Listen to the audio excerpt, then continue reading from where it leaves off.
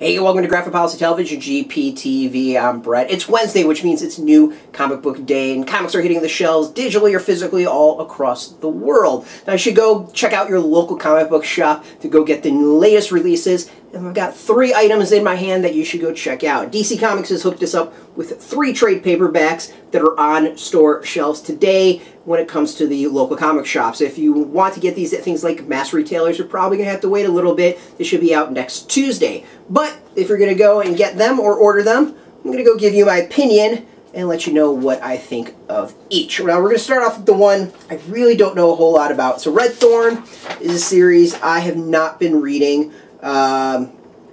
Unfortunately, I will straight up admit I don't get a chance to read everything, so this is one I haven't had a chance to read. I know one of our reviewers on their site loves this series, so I'm sure he would recommend it. So on the back, we're going to read it. The king is red.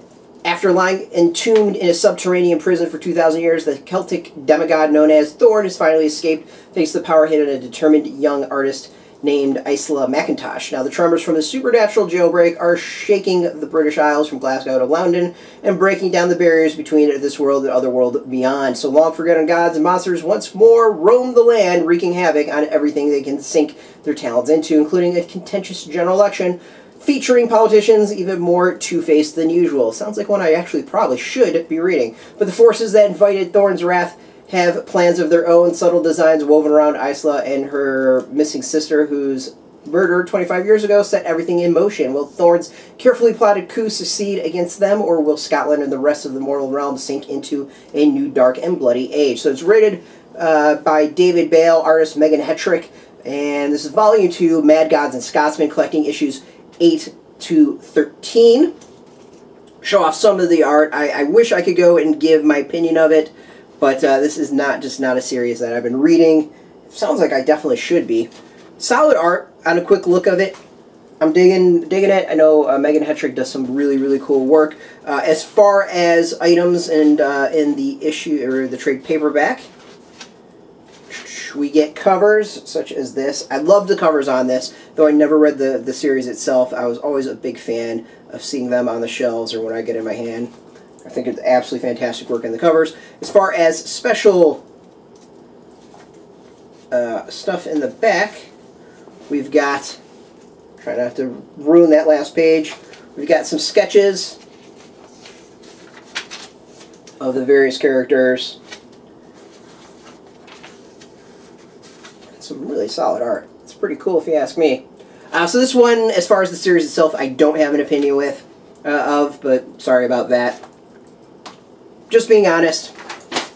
Alright, we got 2 more to go over.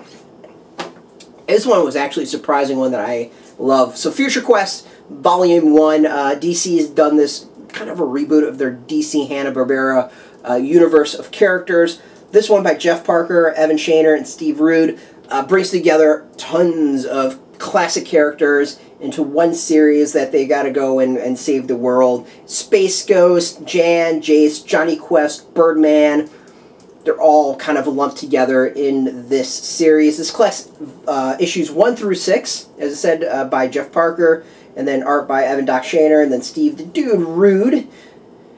So the Thrill of Generations, if you enjoyed these characters growing up like I have and just love the Hanna-Barbera characters, as I said, this is like the Hanna-Barbera cartoon movie that you didn't know you wanted. When I first heard it, I was very skeptical as to what was going on, what we would see, and after reading this series, I absolutely love it. Like, I want more. I would love to see more things like this.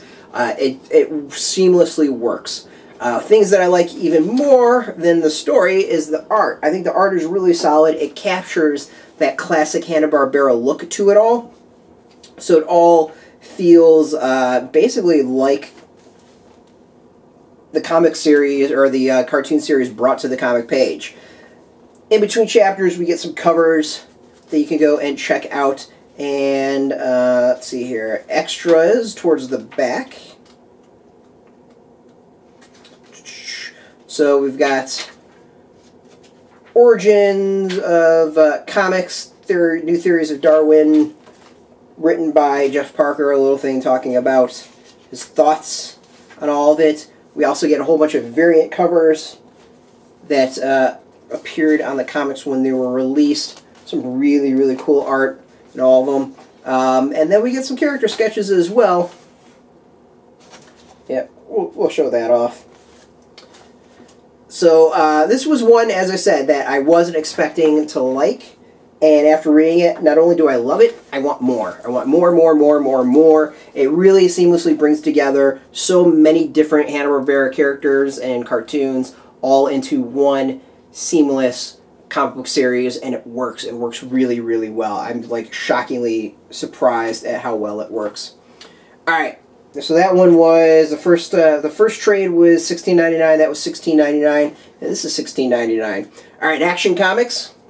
Superman, Volume 1, Path of Doom, Dan Jurgens, Patrick Zircher, Tyler Kirkham, Steven Segovia, and Art Thibert kicks off this Action Comics for DC Comics Rebirth. Now, Rebirth was DC's new direction that brought together some old and some new into this new DC universe. A little bit of the old 52, what came before that, mixed it all together with a new attitude. Action Comics has been exactly that. Tons of action, really exciting. As a whole, I've never been this excited about Superman in DC Comics. I'm loving this. I love main Superman series. The art is top-notch. So basically, this volume covers Action Comics number 957 to 962.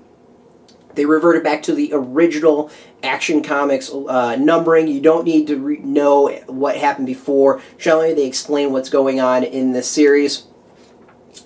And this first volume is basically Superman kicking the crap out of Doomsday and vice versa the entire time. There's not much more to it than that. I mean, for those who remember Superman, the death of Superman, that right there should give you a clue as to how much of like the classic they're going back to with some of this. I think it's really, really cool. It plays off well. There's some other aspects to this. There's Superman, there's Lex Luthor, who is donning a battle suit with the Superman logo on it. Is this the same Lex Luthor, the same evil genius that this old OG Superman knows, or is this the new 52 Lex Luthor who's a little bit different? Like, are they the same character? Are they the same, have the same motivations? Or maybe should Superman trust this Lex even though he hated the pre-52 Lex? Somewhere in there that made sense. So that's part of it, is Super Lex and Superman battling Doomsday, and then mysteriously a Clark Kent shows up. Yes, there's Superman fighting around, there's Lex Luthor fighting around, and then there's a reporter named Clark Kent who claims that the new 52 Superman sent him off and that they've always been two different characters. What's the mystery behind Clark Kent? That is what this series is really diving into, and we'll hopefully get answers relatively soon, but not quite yet. So this volume basically is just one big giant battle. It's the best way of describing it. Wonder Woman gets in there. If you like kind of the old school fights, this is what it was. I mean, there's not much more to it. The art, I think, is really solid. I showed off some of it. In between chapters, you get art of the covers that was going on. The only difference that I would say that's really good about this that some of the old school Superman was missing, like the death of Superman, is this really also focuses on Lois, the old school Lois, not the Lois that exists in New 52, and her and Superman's son Jonathan, and their reactions to seeing Superman fight Doomsday. Lois, of course, knows what happened to Superman in the pre-52 where he got killed and then resurrected, and she's trying to hide it from their kid. So writer Dan Jurgens does a really, really solid job of keeping that in mind, and I think with my reviews I kept on describing it and saying he's focused on the humanity and that aspect of it, and it's just not just one big giant battle for, well, quite a few issues. It is a giant battle, but there's a bit more to it. It's not quite just punching and punching and punching. I really like it. If you're into Superman, and you want to get back into it, this volume is fantastic. The Superman Volume 1 from Rebirth is fantastic as well. Really gets back to the classic Superman of old. all positive, lots of fun, tons of action. So you can go get these now. They're out in comic book stores. As I said, you should go to your comic book store and go get that. There are links below this video to go find your comic book store if you don't know where one is near you. Now, if you don't have a comic book store near you as well, we've got some links. There are affiliate links where you can go buy these online and get them shipped to you.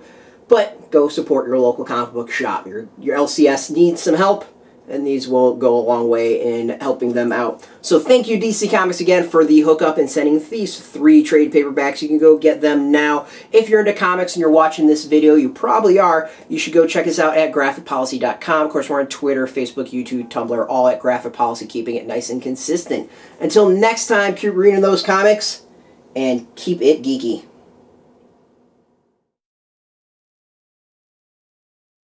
Hey, thanks for watching the previous video from Graphic Policy Television. Just by watching, you help support our site. Thank you so much. Now, if you're watching these videos, you probably care about geeky things like movies, television, comic books, toys, games, video games, you name it. You can go and subscribe right now to our YouTube channel to stay in touch and catch all the new videos, or check out our website at graphicpolicy.com. There's a nice link on this end of the video. But as always, thank you for watching. Keep on rocking and keep it geeky.